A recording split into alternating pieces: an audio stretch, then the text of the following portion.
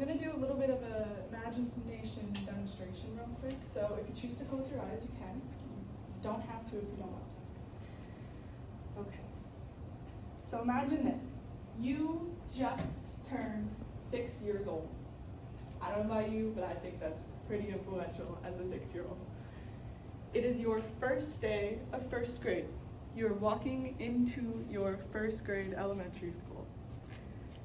Imagine your elementary school, or imagine a William Frantz Elementary School, whatever you so choose.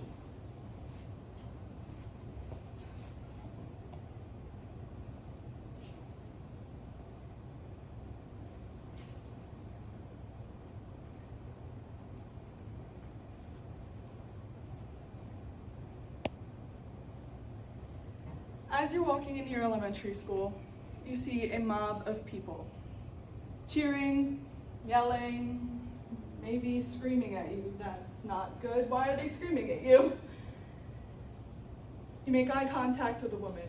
She's tall, white, blonde hair, blue eyes, a generic white woman, and she's holding a coffin in her hand. And in that coffin is a small version of you, with X's on your eyes and blood covering your clothing.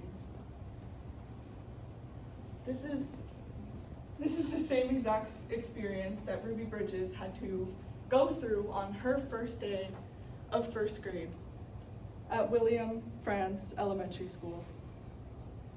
Let's start with a little bit of backstory on how the educational system was in the 1960s. There was a great separation of race in schools. They were separated by the color of your skin because of the Jim Crow laws. Now, due to Brown versus Board of Education, that was changed. Everyone was together.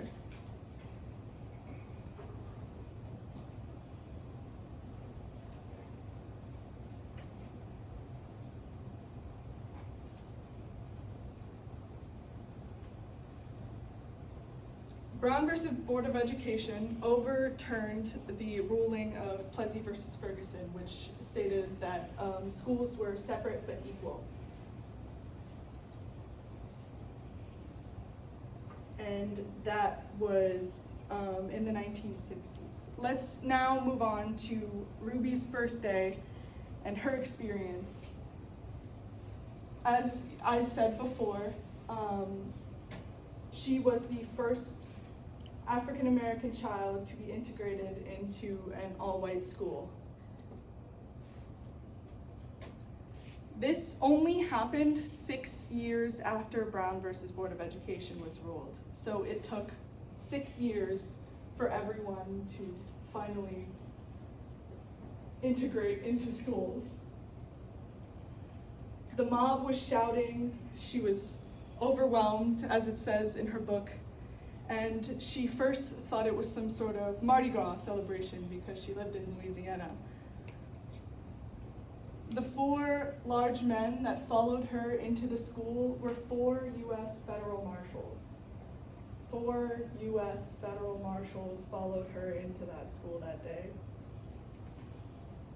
Now that we have a general understanding of what happened, let's move on to her legacy and what she did in the future after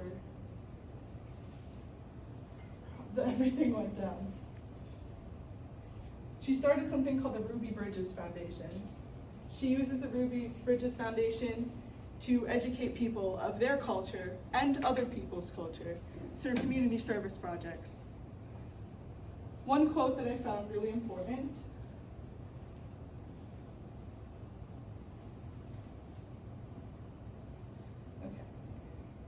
was, "My message is that racism has no place in the hearts and minds of our children." I think that's really important. It really sets a precedent for what she believes in her foundation. To this day, Ruby still holds different kinds of events. She holds an event called Walk to School Day, which helps kids understand what she went through. It's a huge educational experience, and you can sign up on her website. She also does speeches all around the world with her former teacher, the one that was her first grade teacher. Her name is Barbara Henry. That is her on the screen.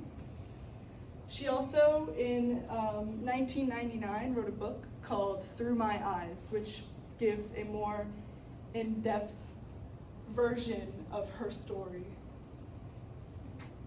So in summary, Ruby Bridges was very influential, and she set a precedent for schools of the future. Brown versus Board of Education was a really, really important part in US history when it came to schools, and her legacy will live on.